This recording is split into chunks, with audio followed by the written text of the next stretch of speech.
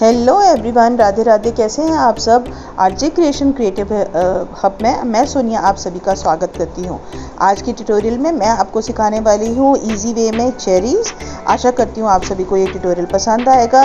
बने रहिएगा मेरे ट्यूटोरियल में शुरू से लेकर आखिर तक, ताकि आप किसी भी तरह के टिप्स और टेक्निक को मिस ना कर सकें। तो शुरू करते हैं आज का ट्यूटोरियल। हो सके तो पूरी वीडियो को बिना ऐड को स्किप किए देखिएगा और इसको अपने दोस्तों के साथ शेयर भी कीजिएगा। मैंने ली है आज यहाँ पर 250 GSM की ब्रश स्ट्रोक कंपनी की शीट। इस शीट को मैंने रखा है वर्टिकली और मैं बना रही हूँ यहाँ पर फ्री हैंड चेरीज़ का स्केच। तो यहाँ पर मैंने सबसे पहले बनाई हैं चेरीज़ की स्टिक्स और उसके बाद बनाए हैं मैंने यहाँ पर चेरी की लीव्स और यहाँ पर दो बड़े बड़े सर्कल। अब आप देख सकते हैं मैंने स्टार्ट कर दी है इसमें शेडिंग। हमारे पास जो भी शेडिंग पेंसिल है आप उस शेडिंग पेंसिल से डिफरेंट टोन्स निकाल सकते हैं। यहाँ पर मैंने सबसे पहले 4B की पेंसिल से यहाँ पर बहुत ही लाइट शेडिंग करके एक सिंगल टोन निकालना सिखाया है। इस पेंसिल से मैंने यहाँ पर बहुत ही जो है सॉफ्ट शेडिंग की है और मैंने यहाँ पर आपको दिखा रही हूँ कि इस तरह के नीडेबल इरेज़र और यहाँ पर हम मोनो ज़ीरो इरेज़र का यूज़ करेंगे और साथ साथ यूज़ करेंगे ईयरबड्स और अपने मेकअप ब्रश का और साथ साथ यूज़ करेंगे हम वाइट एक्रिलिक मार्कर का। तो यहाँ पर मैंने आपको अपने मटेरियल को दिखा दिया है। अब मैंने यहाँ पर जो शेडिंग की थी उसको मैंने फटाफट से मर्ज कर लिया है अपने सॉफ्ट ब्रश से। अगर आपके पास ब्रश नहीं है तो आप किसी ब्लेंडिंग टूल से कर सकते हैं, वो भी नहीं है तो आप कॉटन का इस्तेमाल कर सकते हैं। यहाँ पर मैंने 4B की पेंसिल से आउटलाइनिंग कर ली है चेरी को और उसके बाद मैं यहाँ पर ईयरबड की हेल्प से एक सॉफ्ट बेस लगा रही हूँ। आप देख सकते हैं यहाँ पर मैंने जो है ईयरबड की हेल्प से मैंने यहाँ पर सॉफ्ट शेडिंग कर ली है। यहाँ पर हाईलाइटेड पार्ट को मैंने इंटेंशनली वाइट छोड़ दिया है और यहाँ पर देखिए किसी भी तरह के हार्ड पैच को मैंने नहीं दिखाया है, आप देख सकते हैं। अब हम करेंगे नेक्स्ट स्टेप। अब हम दूसरी चेरी के अंदर फिर से एक टोन लगाएंगे। हम स्टेप बाय स्टेप टोन को बढ़ाते जाएंगे और हमारी चेरी जो हैं वो डार्क होती चली जाएंगी। तो यहाँ पर फिर से लाइट प्रेशर का इस्तेमाल करते हुए एक बार फिर से टोन लगाइए और एक टोन को इंक्रीज़ कर दीजिए।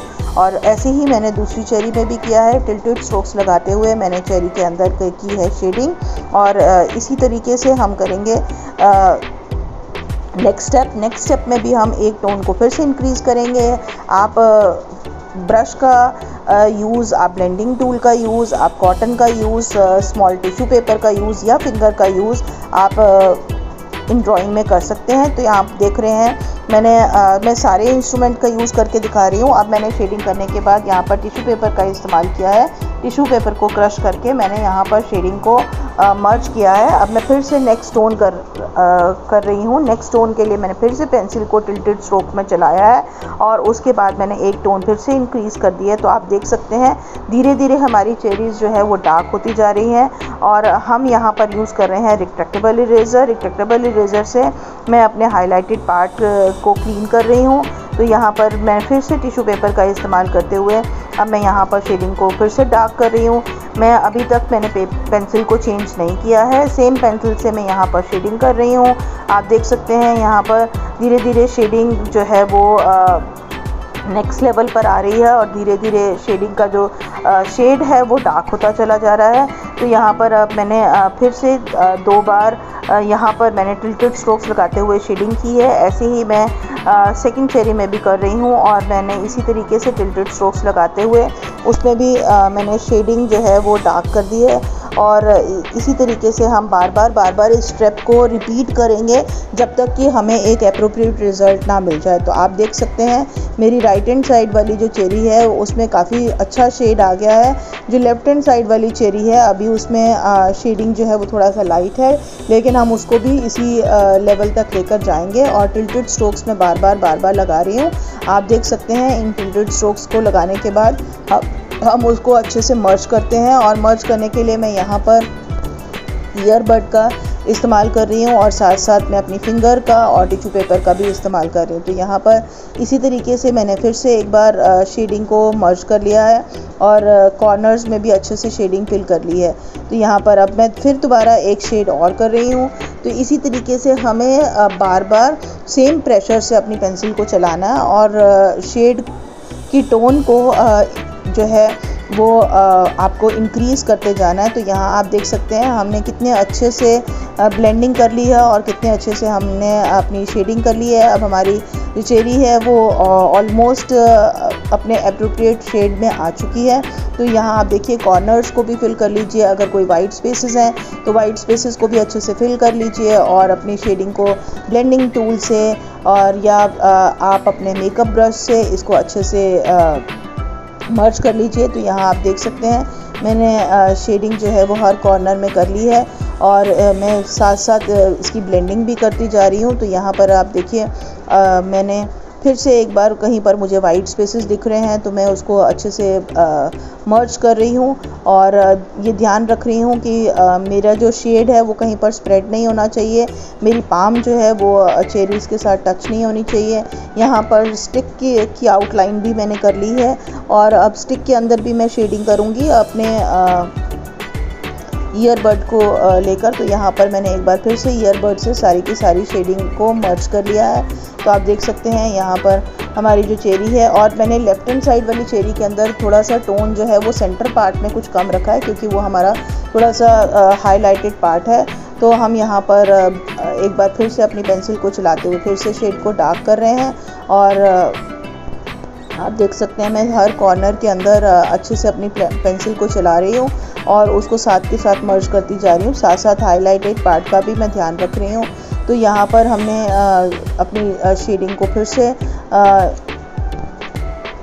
थोड़ा सा डार्क कर लिया है और उसको हमने मर्ज कर लिया है। तो यहाँ पर हम ये रिज़ल्ट तब तक या ये स्टेप तब तक करते रहेंगे जब तक हमें एक बिल्कुल एप्रोप्रिएट रिज़ल्ट ना मिल जाए। तो यहाँ पर आप देख सकते हैं मैंने दोनों चेरीज़ को कंप्लीट कर लिया है फिंगर से। अब मैंने मर्ज भी कर लिया है और उसके बाद स्टिक के अंदर भी मैंने आउटलाइनिंग कर ली है और स्टिक के अंदर मैं इसी तरीके से अब ईयरबड से करूँगी शेडिंग। तो यहाँ पर मैंने ईयरबड से शेडिंग कर ली है और इसी तरीके से उसी ईयरबड से मैंने शेडिंग की है अपनी लीफ के अंदर। तो आप देख सकते हैं मुझे जहाँ हाईलाइटेड पार्ट छोड़ना है मैंने वहाँ पर वो पार्ट हाईलाइटेड छोड़ दिया है। पेंसिल से एक बार शेडिंग करते हुए मैंने लीफ के अंदर जहाँ जहाँ मुझे डार्क एरिया चाहिए था मैंने कर लिया है और एक बार मैंने फिर से अपनी चेरी को किया है फिनिश।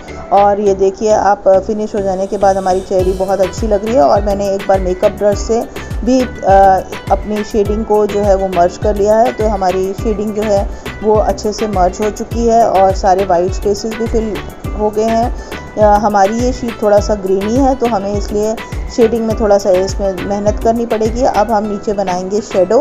तो यहाँ पर चेरी के नीचे हमने बनाई है शेडो और यहाँ पर मैंने स्लीपिंग स्ट्रोक्स लगाते हुए शेडो को किया है कंप्लीट। और सेम इसी तरीके से बार बार हम रिपीटेटिव स्लीपिंग स्ट्रोक्स लगाएंगे और लगाने के बाद हम ब्रश से उसे मर्ज करेंगे।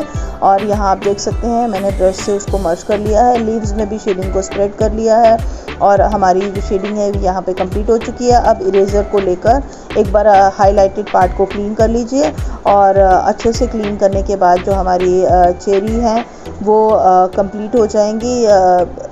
क्योंकि शेडिंग करते करते कभी कभी हाईलाइटेड पार्ट के अंदर हल्का बहुत शेड हो जाता है तो हमें उसे अच्छे से क्लीन करना है। तो जहाँ जहाँ पर हमें हाईलाइटेड पार्ट चाहिए अपने रिट्रैक्टेबल इरेज़र या ज़ीरो मोनो इरेज़र लेकर उसको फिनिश कर लीजिए। देखिए हमारी चेरी कंप्लीट होने के बाद कैसी लगी। तो आपको ये ट्यूटोरियल कैसा लगा मुझे ज़रूर बताइएगा कमेंट सेक्शन में और आप कहाँ से मेरी वीडियो को देख रहे हैं ये भी ज़रूर मेंशन करिएगा। अगर आपको ये वीडियो पसंद आया हो तो चैनल को सब्सक्राइब कर लीजिएगा और बेल आइकन को प्रेस कर लीजिएगा। मेरी पुरानी वीडियोस को भी सपोर्ट करिएगा। मेरे चैनल पर विज़िट करने के लिए और मेरी वीडियो को देखने के लिए आप सभी का बहुत बहुत धन्यवाद। आप सभी लोग स्वस्थ रहिए, मस्त रहिए और इसी तरीके से सपोर्ट बनाए रहिए। जल्दी ही मिलते हैं आपसे किसी चैनल पर एक न्यू क्रिएटिव आइडिया के साथ, एक न्यू आर्टवर्क के साथ। तब तक के लिए thank you and have a nice day. Bye bye everyone.